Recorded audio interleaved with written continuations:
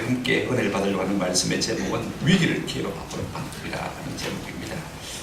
우리가 이 우동수 한국교회가 위기를 맞았다 그렇게 말하고 있습니다.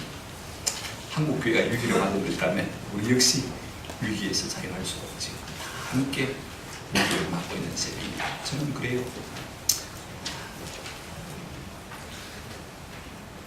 위기인데 위기가 아니라고 우기고 싶지도 않고, 또 위기라고 해서 낙심하거나 절망하거나 남을 원망하거나 탓하거나 그럴 마음도 전혀 없습니다.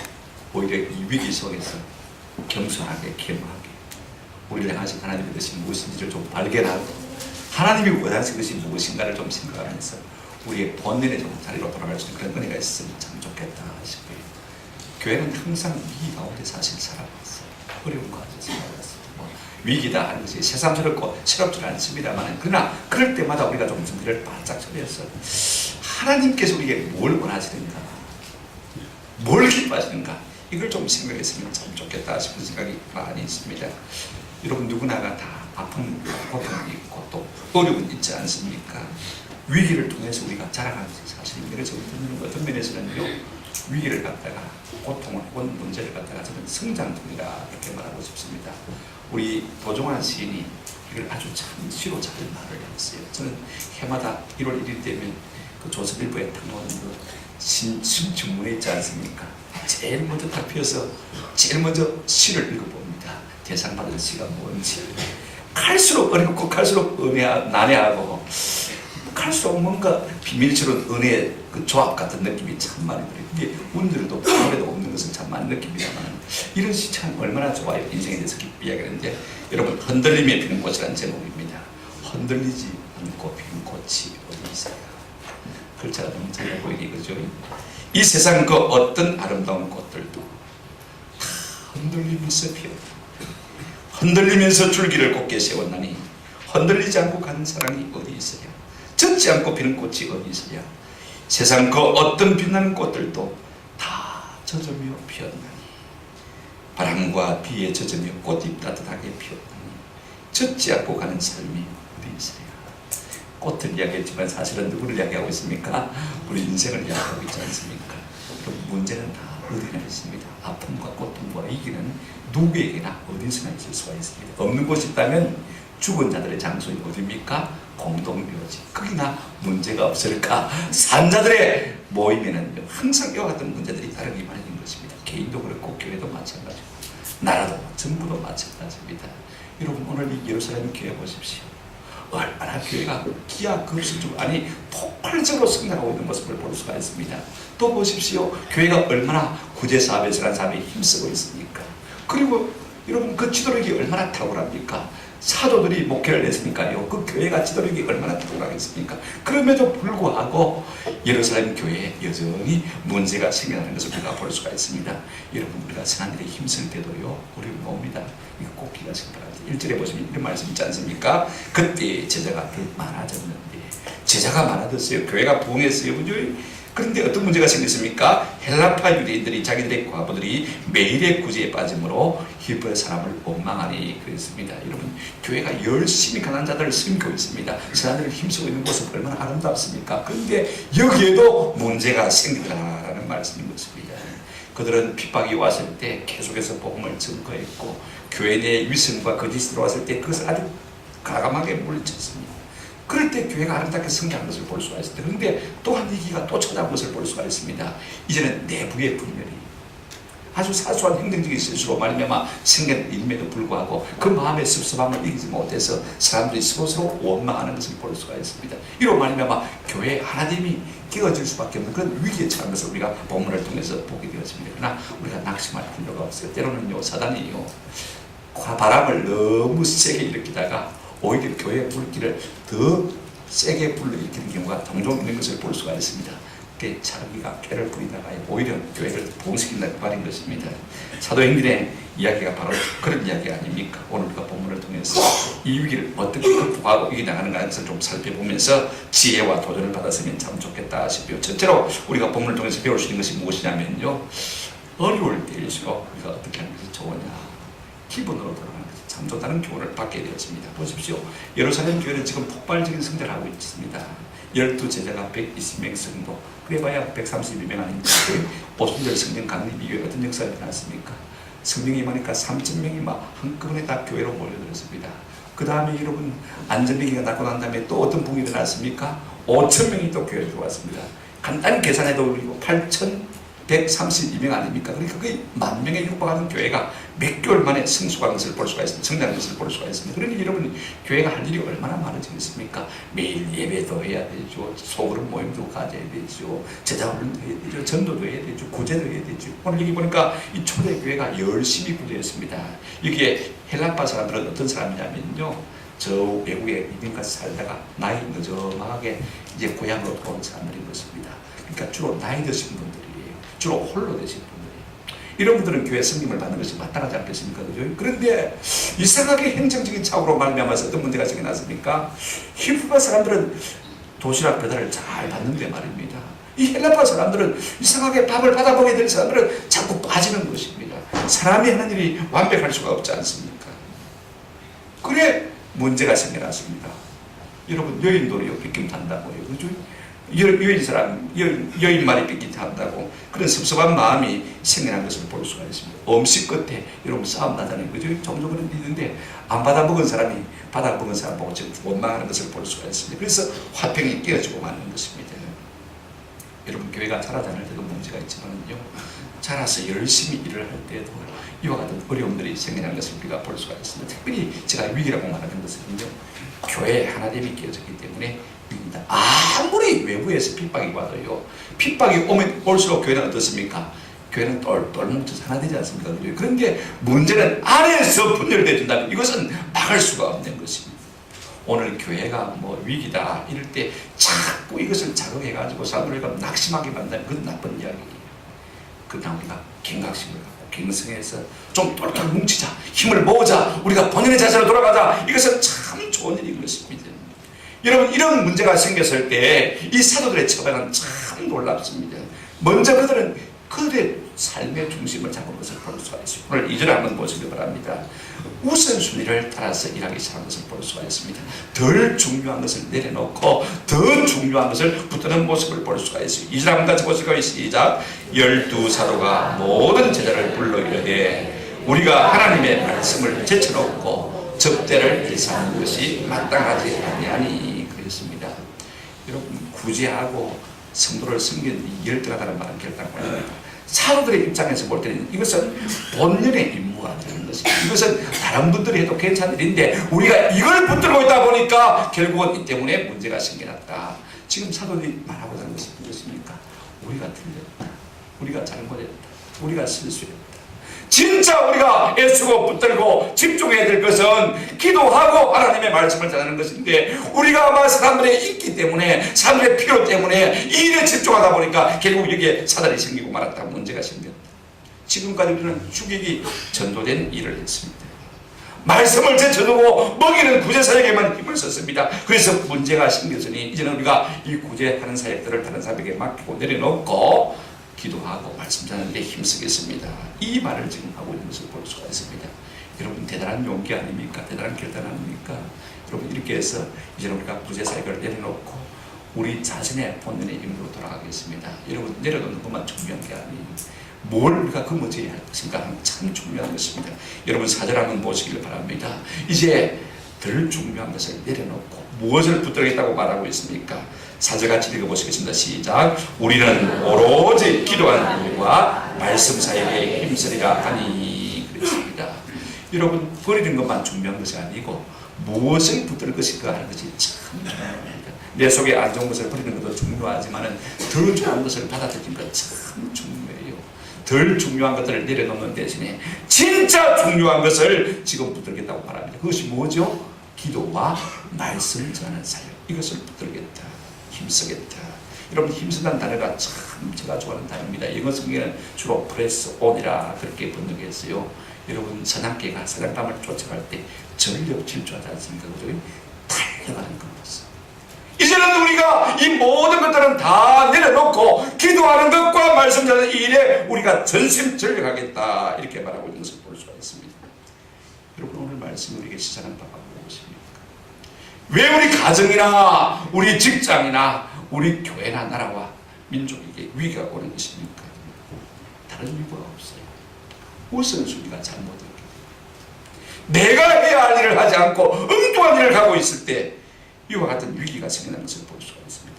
진짜 중요한 것을 붙들지 않고 덜 중요한 것을 붙들고 있을 때, 여러분 남편이 아내를 붙들지 않고 다른 여자를 붙들고 있으면 위기가 올 수밖에 없는 것입니다. 아내가 남편을 붙들지 아니하고 뭘 붙들면요, 다른 남자를 붙들면 거기에 가정에 위기가 올 수밖에 없는 거예요. 여러분 우리 집사님들이 교회 일을 붙들어야 되는데 세상 일이 좋아가지고 거기에 자꾸 놀러가고 춤추러 다니고 그러면요 거기에 위기가 올 수밖에 없는 거예요. 오늘 우리에게 주어진 본인의 사명이 무엇인가, 이게 참 중요한 것입니다. 그래서 어려움이 올 때마다 여러분 우리의 자리로 돌아가요. 우리의 사명으로 돌아가야 됩니다. 여러분 사명이 뭔지 아세요? 한번 더 합시다. 내가 불리는 호칭입니다. 여러분 집에서 물어보십니까? 남편이 아내를 보고 여보 당신 그러잖아요. 또 아내도 마찬가지. 그것이 여러분의 사명입니다. 좋은 남편 되는 것, 좋은 아내 되는 것, 가정에 위기가 있다면요, 내가 좋은 아내 되고 있는지 좋은 남편 되고 있는지 이걸 먼저 점검해 봐야 돼요. 여러분 부모로 불리지 않습니까? 또 자식으로 불리지 않습니까? 부모로서 책임을 다하고 있는지 사명을 다하고 있는지, 자녀로서 마땅한 자녀의 위치에서 본분을 다하고 있는지, 가정에 어려움이 왔을 때는요 이걸 먼저 점검해 봐야 되는 것입니다. 이것이 우리의 사명이거든요. 이게 우리의 본분이거든요. 여러분 교회에서도 마찬가지입니다. 목사님으로 불리고 장로님으로 불리고 권사님으로 불리고 집사님으로 불리지 않습니까? 이것이 우리의 사명입니다. 과연 나는 장로답게 목사답게 나는 권사답게 합당하게 살고 있는 거예요. 이것이 위기를 벗어나는 가장 중요한 게 이것입니다. 내 본연의 위치로 내 사명으로 돌아가는 이것이 참 중요한 것입니다. 오늘 한국교회가 이 같은 위기를 겪고 있는 이유가 무엇입니까? 무엇 때문에 교회가 아무것도 아닌 것처럼 땅에 다투고 있습니까? 하나님의 이름과 영예가 더럽혀지는 것입니까? 저는 우리 목사들이 기도 없이 일하고 말씀 없이 말하기 때문에 그런 생각이 참 많이 들어요. 저는 개인적으로 혼자 예배를 많이 드립니다. 그럴 때는 다른 나라의 목사님을 제 당의 목사님으로 모셔와가지고 예배를 드립니다. 인터넷에 들어가 보면 큰 교회 목사님들 설교가 나오거든요. 그러면 그거 들어놓고 내가 먼저 찬송하고 기도하고 그 다음에 그 설교 듣고 또 기도하고 찬송하고 그래서 1시간 예배를 마쳐요. 전국 유명한 목사님들 설교를 다 들어봅니다만 때로는 그런 생각이 들 때가 참 많아요. 말씀으로 말하지 않는다 싶은 생각이 들 때가 너무 많아요. 오늘 한국교회 위기가 기도하지 않고 일하고 말씀 없이 말하기 때문에 이와 같은 위기가 오고 있습니다. 그래서 우리 목사님들은 자꾸 기도와 말씀으로 돌아갈 필요가 있습니다. 우리 성도들은 어떻게 할 것입니까? 한번 더 합시다. 예배와 전도. 이것이 가장 중요한 본분이고 사명입니다. 하나님께서 우리에게 주신 일의 사명이 있다면 주를 사랑하고 사람을 사랑한 거 아닙니까? 그것이 구체적으로 어떻게 나타나야 됩니까? 무엇을 통해서요? 예배를 통해서, 전도를 통해서 나타나야 되는 것입니다. 여러분 우리가 예배와 전도에 전념하게 된다면요 교회됨의 위기는 다 떠나갈 줄로 믿습니다. 이것이 지금 사도들이 우리에게 촉구하는 바인 것입니다. 오늘 우리 가운데 자꾸 위기를 조장하고 낙심하고 실망시키는 일을 할 것이 아니라 어떻게 하면 우리가 여기에서 벗어날 수 있는지, 결국은 우리가 본연의 자세로 돌아가는 것입니다. 기도와 말씀으로 돌아가는 것이고 또 우리는요 예배와 전도로 돌아가는 것입니다. 하나님을 사랑하고 사람을 사랑하는 이것이 우리의 본연의 자세 아닙니까? 새 이 같은 은혜가 있어서 우리 한국교회가 이 위기를 벗어나고 성령의 은혜가 있기를 주님의 이름으로 축원합니다.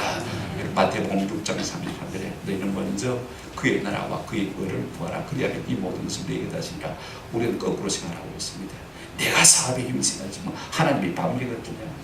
아닙니다. 제가 보니까요 전도 많이 하는 진돗개 전도사 박병선 집사님 보니까 1년에 전도 세미나 나가는 것만 해도 엄청나더라고요.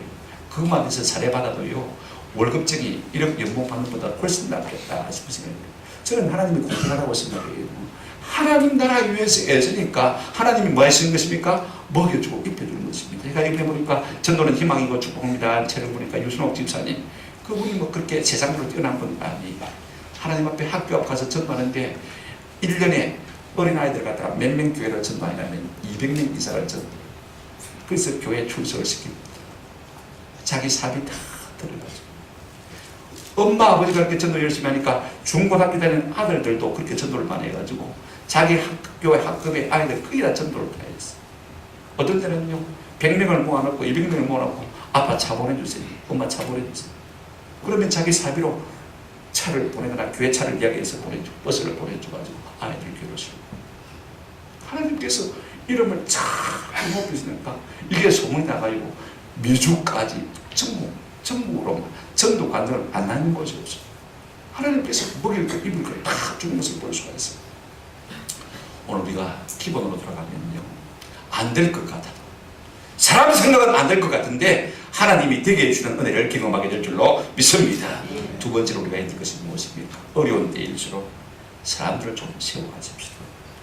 오늘 본문에 보면 사도들은 자기 자신들의 잘못을 깨달고 우선순위가 잘못됐음을 깨닫고 우선순위를 바르게 하겠다라고 말한 다음에 그러면 말도 많고 달도 많은 이 부제사역을 포기할 것이냐?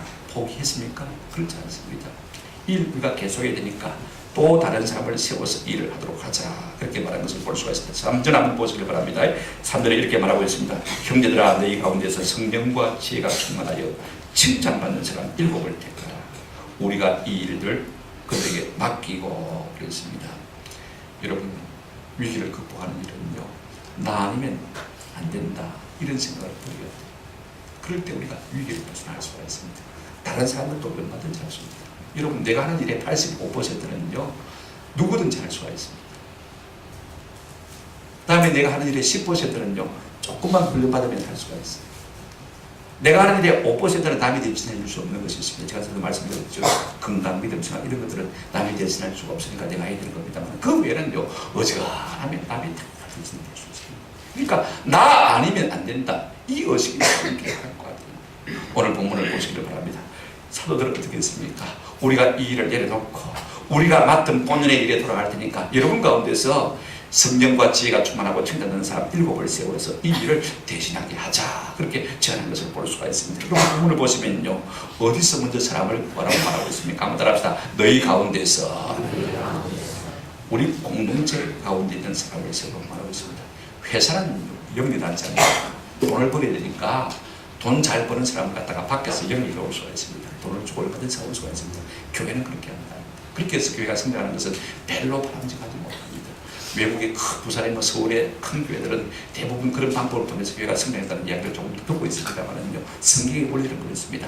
너희 가운데서 그 다음에 중요한 건 있습니다. 어떤 사람이어야 됩니까? 결국 사람이 일을 하지 않습니까? 사람들도 다 같은 사람을 가질 수가 있습니다.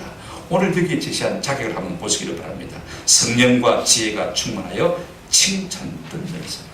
여기에 뭐가 없습니까? 학력 제한이 없습니다. 여기에 뭐가 없습니까? 연령 제한이 없습니다. 여기에 뭐 사회적 지위가 어떻게 된다 그런 거 있습니까? 없습니다. 한마디로 말하면 성령과 지혜가 충만하여 뭐 하는 사람? 칭찬 듣는 사람. 여러분 참 중요합니다. 어떤 사람입니까? 한마디로 더 간단하게 말하라고 한다면요 한번 따라 하십시다. 은혜 받은 사람. 은혜 받은 사람은요 그 은혜를 알고 그 은혜에 보답하고 싶은 마음이 항상 그 속에 있는 것을 볼 수가 있습니다. 그런 사람들은 언제든지 섬김의 자리로 들어갈 수가 있는 것입니다. 여러분 은혜 받은 것 없이 섬기려고 하면요 자꾸 내가 드러나요. 자존심이 상해요. 그래서 그 섬김이 오래가지도 않고 그 섬김이 득도 안 되는 것을 볼 수가 있습니다. 무엇인지 교회에 여러분 섬김의 자리는 어떤 사람이 있어야 된다고요?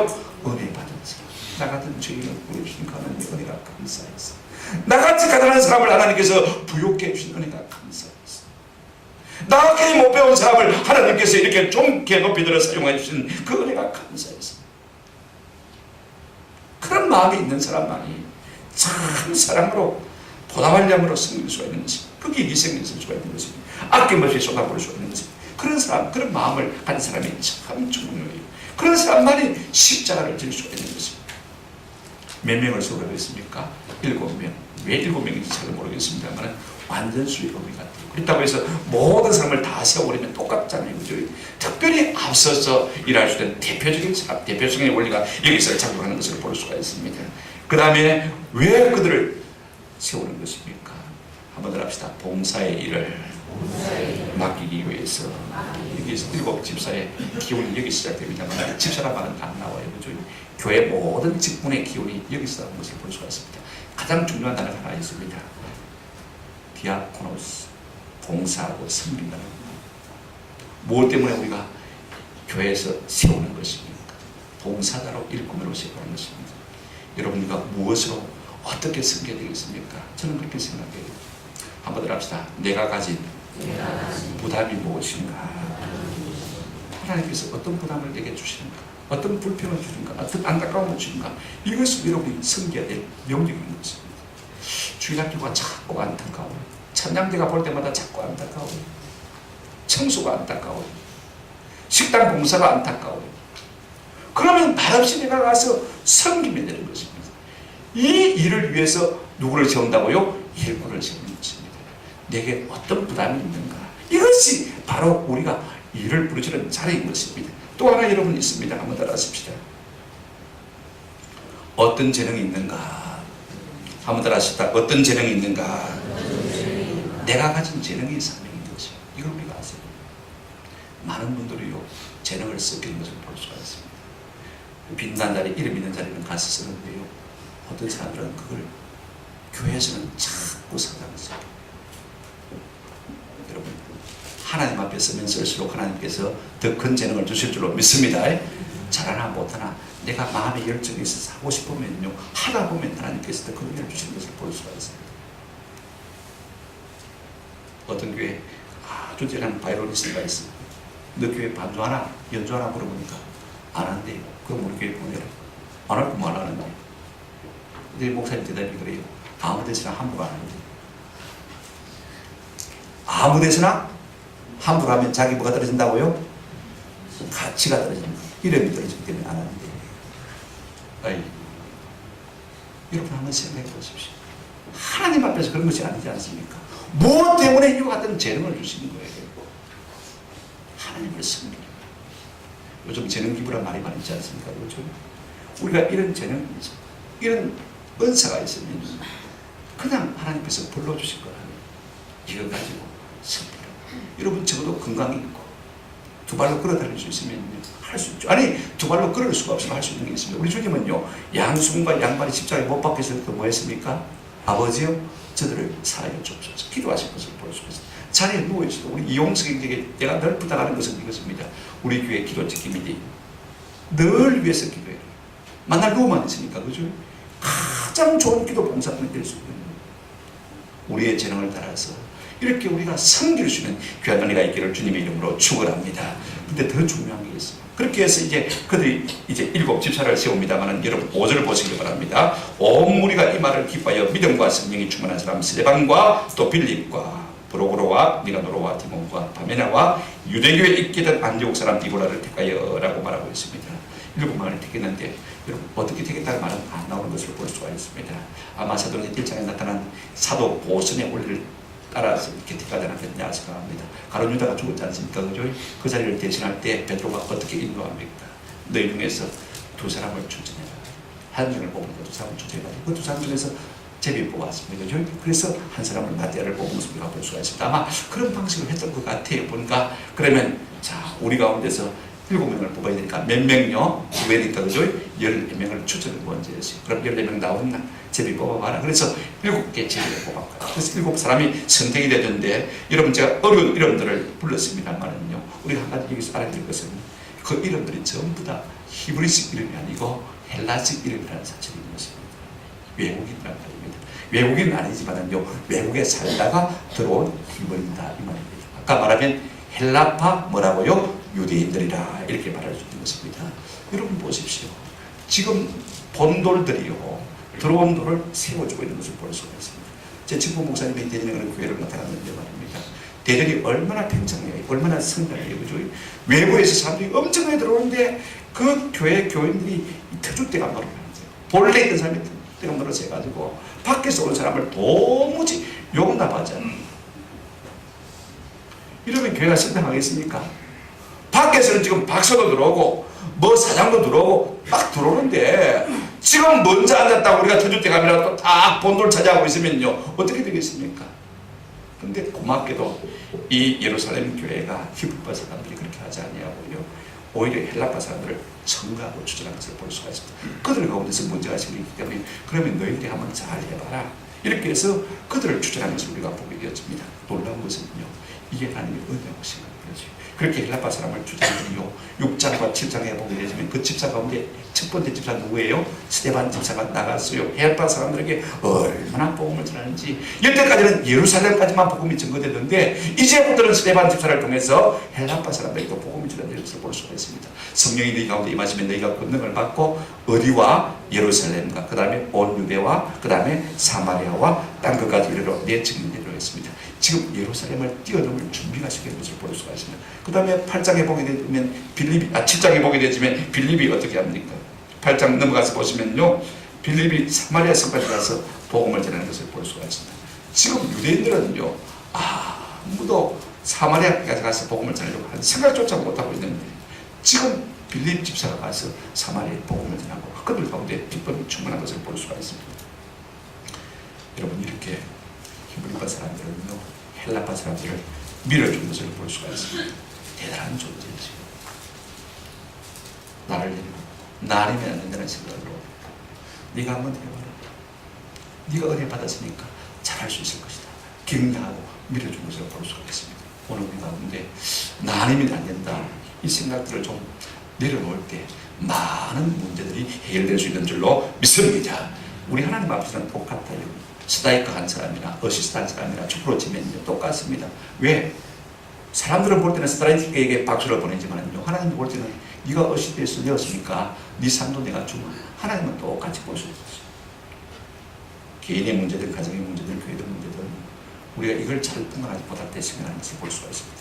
내가 언제 스트라이크가 되고 내가 언제 어시스트가 될 것인가, 이걸 구별하지 못할 때 문제가 생기는 것을 볼 수가 있습니다. 남편이 나서야 될 때 아내가 나선다든지, 아내가 나서야 될 때 남편이 나선다든지, 부모를 세워줘야 될 때 자식이 쓴다든지, 자식을 내세워줘야 할 때 부모가 앞에 나선다든지, 목사가 앞에 서야 될 때 여러분 집사가 앞에 나선다든지, 집사를 세워줘야 될 때 목사가 앞에 나선다든지, 그렇게 되면 문제가 생기는 것을 볼 수가 있습니다. 우리가 나 아니면 안 된다는 생각을 버리고 서로가 서로를 세우는 이 분위기 가운데서 많은 문제들이 저절로 해결되는 은혜를 누리게 될 줄로 믿습니다. 그렇다면 여러분, 이렇게 해서 문제가 해결되는 게 어떤 결과가 나타나는지를 우리가 말씀을 통해서 좀 살펴보십시다. 여러분, 문제는요, 밥과 같아요. 잘 소화하면요, 피가 되고 살이 되는 것을 볼 수가 있습니다. 이스라엘 백성들이 광야에서 가나안 땅이라는 문제를 만나게 되었습니다. 12정탐꾼이 갔다가 아이고 큰일 났다, 우리는 저 땅에 못 들어갑니다. 절대로 못 이긴다. 그래가지고 이스라엘 백성들이 그 광야에서 얼마나 낙심하고 절망하고 원망하고, 심지어는요, 우리가 다시 애국으로 돌아가자, 그런 사람까지 있었던 것을 볼 수가 있습니다. 그때 12정탐꾼 중에 한 사람이 갈렙이요, 이렇게 말하고 있는 것을 볼 수가 있습니다. 민수기 14장 9절에 보면 그 땅 백성을 두려워하지 말라. 그들은 우리의, 한번 따라합시다, 밥이라. 지금은 우리의 먹이라 번역했습니다만 부번역에 보면 우리의 밥이라. 여러분, 밥은 먹고 소화시키면 살이 되고 피가 되는 것이 인지상입니다. 오늘 우리가 위기와 문제를 잘 극복하면요, 오히려 이것이 우리에게 능력이 될 수 있는 것입니다. 초대교회는요, 물리적인 핍박도 이겨냈습니다. 초대교회는 아나니아와 삽비라와 같은 그런 도덕적인 위기도 다 이겨낸 것으로 볼 수가 있습니다. 근데 세 번째 어떤 문제를 맞게 되었습니까? 서로 분열되는 폭격을 맞게 되는 것입니다. 이 같은 위기 가운데서 어떻게 했습니까? 본연의 자세로 돌아가고 서로 세워주는 그런 분위기 가운데서 어떤 열매가 맺히는 우리가 한번 보십시다. 7절 우리가 한번 다 같이 들어가겠습니다. 다 같이 시작. 하나님의 말씀이 점점 왕성하여 예루살렘에 있는 제자의 수가 더 심히 많아지고 그다음 제사장 무리도 이 도에 복종합니다. 여러분, 이 말씀은요, 교회가 한 블록 한 블록 담을 뛰어들 때마다 후렴구처럼 나오는 말씀인데, 사도행전은 이 동일한 후렴구가 6번 블록으로 반복돼서 나오는 것을 볼 수가 있습니다. 한 지역을 뛰어넘을 때마다, 지금 이제 예루살렘을 뛰어넘기 시작합니다. 그때 말씀이 흥하니라, 말씀입니다. 이는 예루살렘에만 복음이 있지 아니하고 저들을 통해서 어떻게 되어질 것입니까? 헬라파 사람들에게도 사마리아에도 복음이 증거될 태세인 것입니다. 여러분, 먼저 말씀이 왕성했다. 이 말이 무슨 말입니까? 저는 하나님의 말씀이 우리 가운데 좀 왕성했으면 참 좋겠다. 제가 늘 하나님 앞에 기도하는 하나님, 제가 설교할 때 이 설교가, 이 말씀이 연한 가는 비같이 되게 도와주십시오. 부드럽게 사람의 마음속에 임해서 자라고 열매 맺는 역사를 일어나게 해주십시오. 늘 저는 그렇게 기도하고, 제가 설교가 딱딱하니까 말입니다. 근데 하나님께서 새 첫날 아침에 제게 말씀을 주셔서 내 말이 채찍가 될 것이니 내 말이 잘 박힌 목화가 될 것이니 하나님 이거 아닌데요. 저는 원치 않았어요. 여러분 무엇이 말씀이 망하는 것입니까? 사람의 심령을 일으켜 그 말씀이 사람의 마음을 사로잡아 주께 복종시키게 한다는 이것이야말로 말씀이 망하는 것입니다. 그리고 모든 사람이 말씀을 달게 받고 아멘으로 받을 때 여러분 말씀이 점점 왕성해질 수가 있는 것입니다. 저는 우리에게 이 같은 은혜가 있기를 주님의 이름으로 축원합니다. 성도의 수가 더 많아졌다. 여러분 내적 부흥뿐 아니라 외적인 부흥도 일어나는 것을 볼 수가 있습니다. 예루살렘에서 제자의 수가 더 많아지고 그 다음 말씀이 참 중요합니다. 이렇게 말씀하고 있습니다. 한번 같이 읽어보십시다. 허다한 제사장의 시작. 허다한 제사장의 무리도 이 도에 복종하니라. 허다한 제사장의 무리 어떤 사람입니까? 지금 유대교와 기독교는요 서로 쌍벽을 이루고 있습니다. 서로 라이벌을 이루고 있습니다. 여러분 지금 원수처럼 유대교에서 기독교 지도자를 비판하고 있지 않습니까? 그들로 말미암아 사도들이 얼마나 어려움을 당하고 있습니까? 그런데 그들의 주범격인 허다한 뭐도요? 제사장의 무리도 이 도에 아니라 복종하니라. 이 믿음에 순종하니라. 이렇게 성경을 말하고 있는 것을 볼 수가 있습니다. 요세푸스라는 역사가에 의하면 그 당시 예루살렘에 제사장만 한 8,000명 정도 살았다고요. 몇 명요? 8,000명 정도 살았다고요. 여러분 허다한 제사장의 무리라고 했으니까 몇 명 정도가 교회에 들어왔겠습니까? 적어도 아무리 안 들어도 허다하다. 이게 수가 많다는 말을 헬라어에서 두 번이나 반복하고 있는 것을 보아서 굉장히 많은 수가 돼요. 적어도 아무리 안 들어와도 8,000명이니까 4분의 1 하면 몇 명요? 2,000명 정도는 그들이 다 예수께로 돌아왔을 것 같아요. 여러분 한번 생각해 보십시오. 그런 사람들이 예수를 믿고 은혜를 받고 말입니다. 하나님 앞에 헌신하게 된다면 어떤 역사가 일어나겠습니까? 엄청나게 교회가 뜨거워지지 않겠습니까? 여러분은 어떤 사람들이 예수를 믿고 교회로 들어왔으면 좋겠습니까? 불교 신자의 흔한 무리가 들어왔으면 좋겠습니까?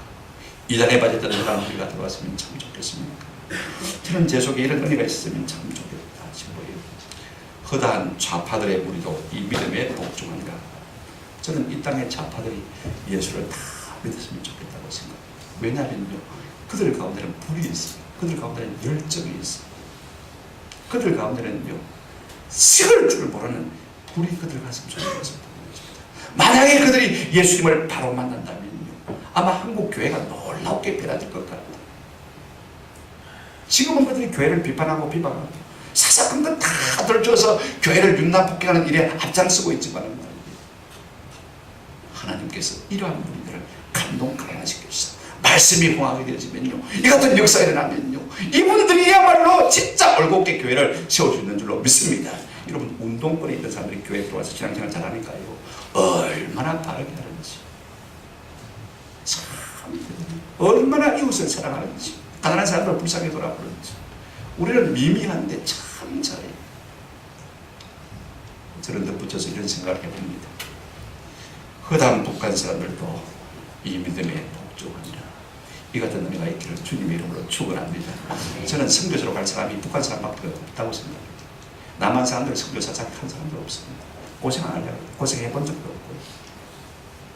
그러나 그 고생하던 북한 사람들이 예수를 믿어가지고 마음의 감동을 받고 그들이 복음을 들고 나가면 어느 곳인들 안 나가고 있습니다.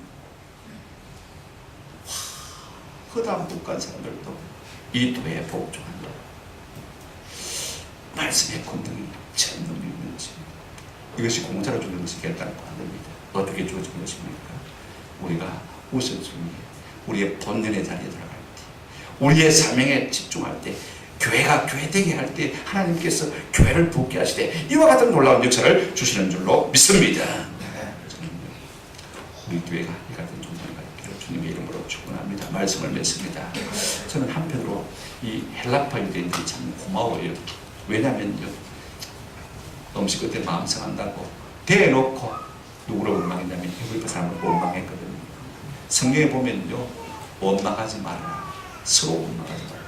사도 바울도 그랬고 베드로도 그랬습니다. 원망이 나쁜 건 사실입니다만은요, 그러나 그 원망하는 것보다 더 나쁜 것은 뭐냐면요, 앞에 대놓고 원망하는 것보다도 뒤통수에 대놓고 원망하는 게 더 나빠요. 맞습니까? 그렇잖아요. 차라리 앞에 대놓고 말하는 게 낫지. 뒤통수 대놓고 말하는 것은요, 오히려 더 마음을 상하는 것을 볼 수가 있습니다. 더 나쁜 것도 하나 있습니다. 절대 말하지 않고 있다가 극단적인 행동하는 사람들, 더 무서운 사람.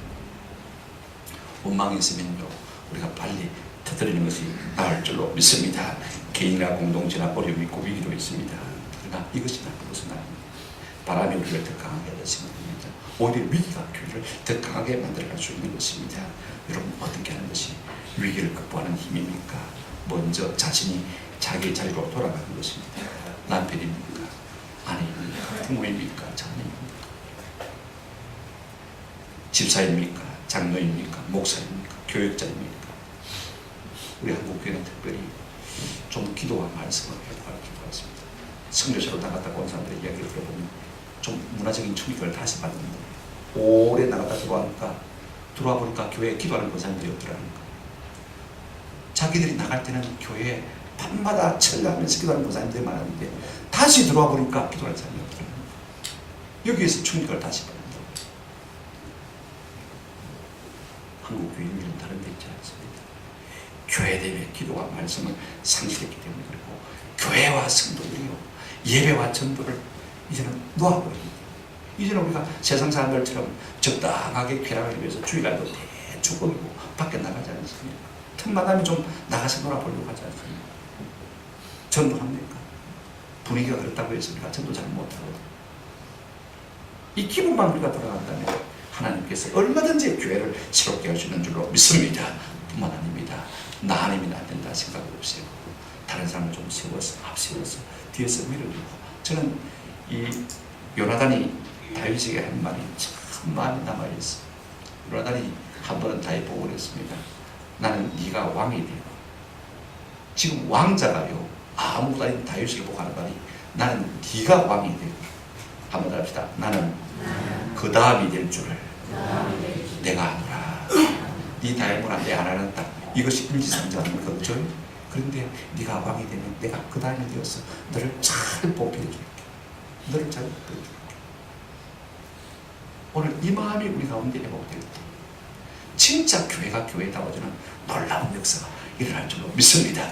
네가 회장해라. 네가 앞장서라. 그러면 내가 잘 도와줄게.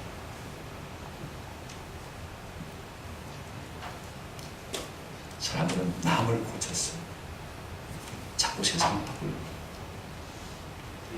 그러나 성경의 방법은 그렇지 않습니다. 한번 합시다. 나를 고쳐서 세상을 바꿉시다. 나를 고치면 저절로 세상은 바뀝니다. 내만 고쳐지면요 가정은 저절로 바뀝니다. 내만 고쳐지면요 교회는 저절로 바뀝니다. 내만 고쳐지면요 나라와 민족은 저절로 바뀌게 될 줄로 믿습니다. 남 보고 고치라고 할 필요가 없습니다. 내가 내 본연의 자리로 돌아가고 내가 다른 사람을 더 앞세워서 자꾸 하게 만들고 나는 뒤에서 도와주는 그런 사람이 되어지면요 아름다운 행복한 공동체가 될 수 있는 것입니다.